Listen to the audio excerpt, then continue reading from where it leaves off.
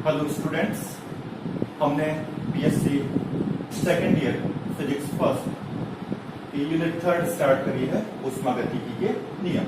तो अब तक हमने ऊष्मागतिकी का शून्य नियम 0-1 नियम क्या था, प्रथम नियम जो ऊर्जा संरक्षण नियम पर आधारित था, इसके अलावा विभिन्न प्रक्रमों के बारे में अध्ययन किया और विभिन्न प्रक्रमों में ऊष्मागतिक निकाय द्वारा किए गए कार्य का मान ज्ञात किया। आज हम स्टार्ट करेंगे ऊष्मा इंजन। ऊष्मा इंजन एक ऐसी युक्ति होती है जो ऊष्मा ऊर्जा को कार्य में परिवर्तित करने के काम में आती है। वह युक्ति जो ऊष्मा ऊर्जा को कार्य में परिवर्तित करती है ऊष्मा इंजन कहलाता है।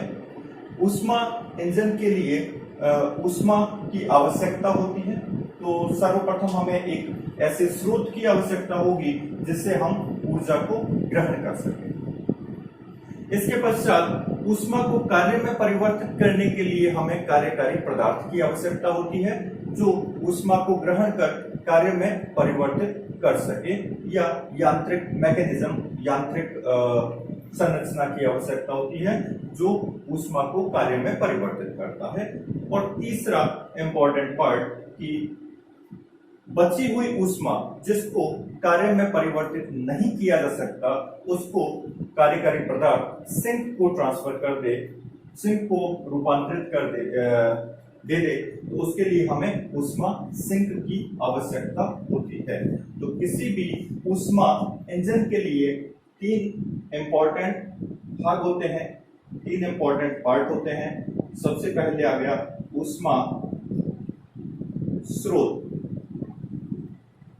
दूसरा आ गया यांत्रिक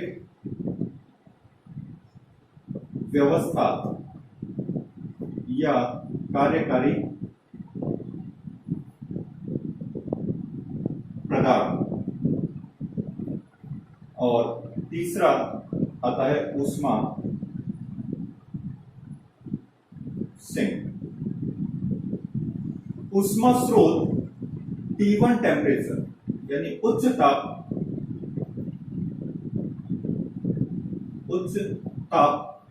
का ऊष्मा भंडार होता है।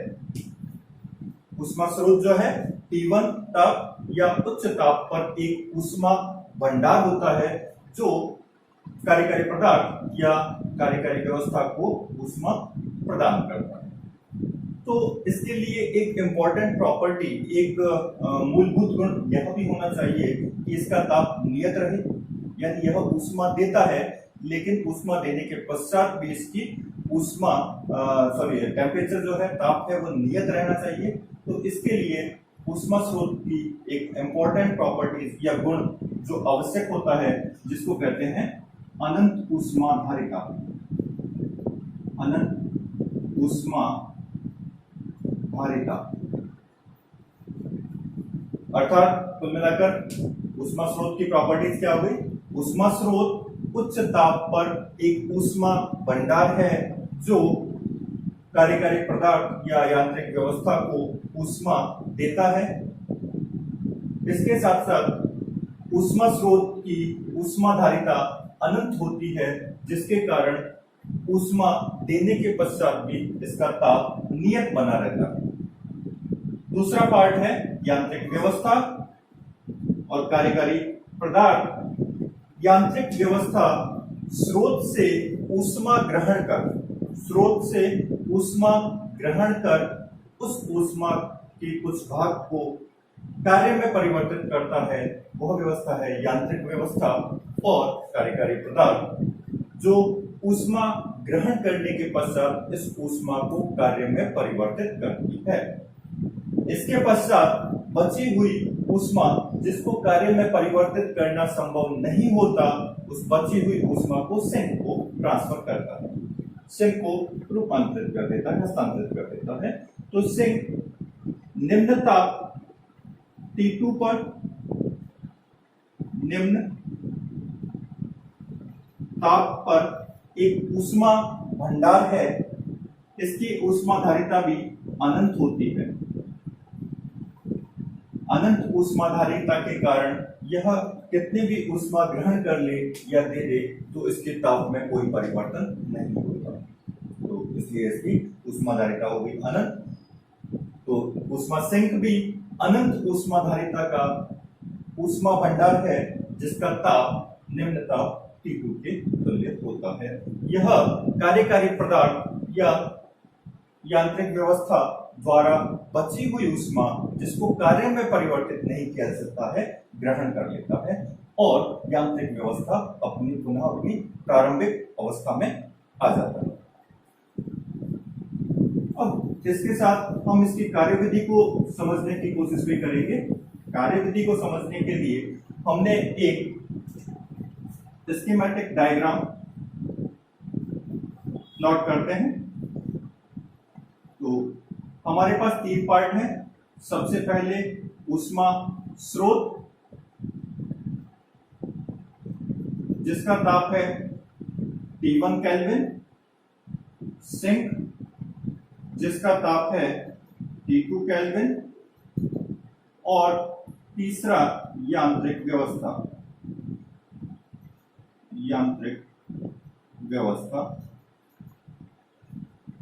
तो स्रोत जो ऊष्माधारिता का भंडार है, ऊष्मा भंडार है, यह T1 टेम्परेचर पर ऊष्मा देता है कार्यकारी पदार्थ। उच्च ताप T पर स्रोत के द्वारा Q1 ऊष्मा यांत्रिक व्यवस्था को दे दी जाती है। यह यांत्रिक व्यवस्था इसमें से कार्य करने योग्य ऊष्मा को कार्य में परिवर्तित कर देता है। तो यह W ऊर्जा का मान को कार्य में परिवर्तित कर देता है। संपूर्ण ऊष्मा जो है वो कार्य में परिवर्तित नहीं हो पाती, इस कारण बची हुई ऊष्मा Q2 जो है वह निम्न ताप पर ऊष्मा सिंक को हस्तांतरित कर दी जाती है। अर्थात एक बार फिर से देखते हैं, T1 टेम्परेचर पे ऊष्मा स्रोत Q1 ऊष्मा को यांत्रिक व्यवस्था को रूपांतरित करता है। यह Q1 ऊष्मा में से W कार्य किया जाता है यांत्रिक व्यवस्था के द्वारा और बची हुई ऊष्मा Q2 निम्न ताप पर सिंक को ट्रांसफर कर दी जाती है। इस प्रकार यांत्रिक व्यवस्था पुनः अपनी प्रारंभिक अवस्था में आ जाता है और इसी प्रक्रम को पुनः रिपीट करता है जिससे आपका इंजन ऊष्मा इंजन वर्क करता है। तो यह है कार्यविधि।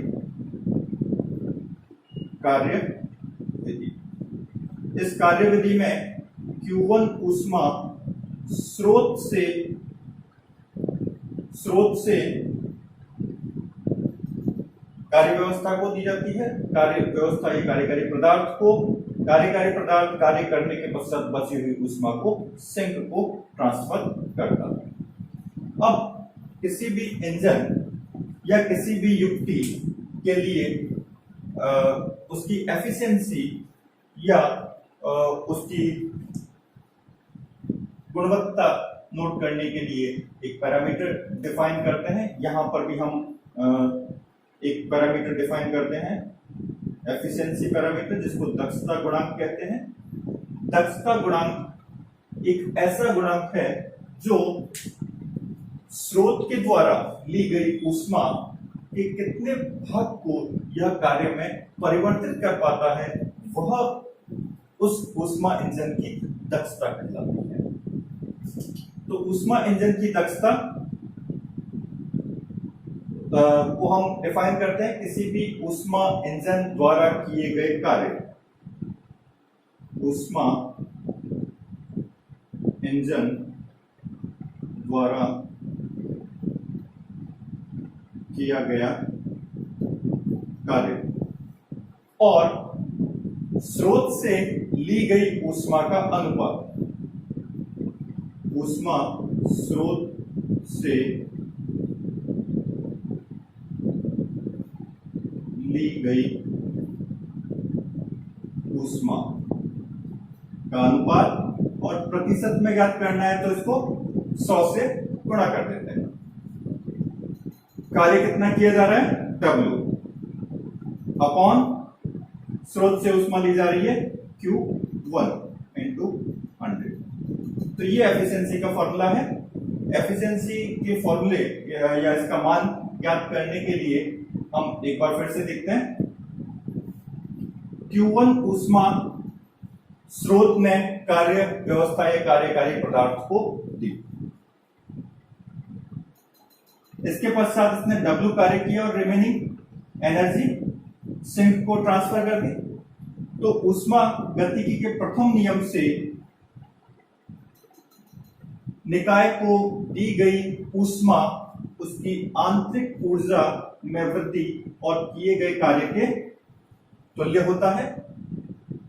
चूंकि प्रक्रम एक चक्रीय प्रक्रम है, प्रारंभ में T1 टेम्परेचर पर यह ऊष्मा ग्रहण करता है, W कार्य करता है और बची हुई ऊष्मा सिंक को ट्रांसफर कर देता है। इसके पश्चात कार्यकारी पदार्थ या कार्य व्यवस्था पुनः अपनी प्रारंभिक स्थिति में आ जाती है और इसका ताप पुनः स्रोत के ताप के तुल्य हो जाता है। ताप में पूरे प्रक्रम के पश्चात कोई परिवर्तन नहीं होता। ताप में परिवर्तन नहीं होता तो आंतरिक ऊर्जा में भी कोई परिवर्तन नहीं होगा, अतः आंतरिक ऊर्जा में परिवर्तन क्या हो गया, शून्य, अर्थात delta Q equal to delta W,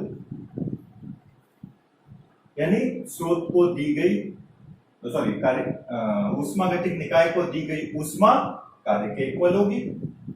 कार्य को हम डिफाइन कर रहे हैं W से, कुल कार्य W हो रहा है, इसलिए W का मान आ गया Q1 ऊष्मा ग्रहण करता है और Q2 ऊष्मा सिंक को ट्रांसफर करता है। तो स्रोत कार्य व्यवस्था या कार्यकारी पदार्थ के द्वारा ग्रहण की गई कुल ऊष्मा का मान आ गया Q1 माइनस Q2। यह मान आ गया W के बराबर, किए गए कार्य के बराबर, और इसका मान यदि यहाँ पे रखते हैं हम तो हमारे पास आ जाएगा Q1 minus Q2 upon Q1 into 100 percentage में, या इसको लिख सकते हैं 1 minus Q2 upon Q1 into 100। तो इस प्रकार हम देख रहे हैं किसी भी ऊष्मा इंजन की जो दक्षता है वह स्रोत द्वारा ग्रहण की गई ऊष्मा और सिंक को दी गई ऊष्मा पर निर्भर करता है। अगर किसी भी ऊष्मागतिक इंजन की दक्षता को अगर बढ़ाना है तो हमें सिंक को दी गई ऊष्मा के मान को कम करना होगा या स्रोत द्वारा ली गई ऊष्मा के मान में वृद्धि करनी होगी। अगर Q1 के मान में वृद्धि होगी तो दक्षता बढ़ जाएगी और Q2 के मान में कमी होगी तो दक्षता में वृद्धि होती है। लेकिन किसी भी ऊष्मा इंजन की दक्षता 100% 100% संभव नहीं है, अर्थात किसी भी ऊष्मा इंजन के द्वारा स्रोत से ली गई कुल ऊष्मा को कार्य में परिवर्तित करना संभव नहीं है, क्योंकि कई सोर्सेज आते हैं, कई हर्डल्स हैं जिनकी वजह से पूर्ण रूप से इस ऊर्जा को कार्य में परिवर्तित नहीं किया जा सकता। अर्थात किसी भी ऊष्मा इंजन की दक्षता 100% नहीं हो सकती, इससे सदैव कम रहती है। धन्यवाद। Thank you.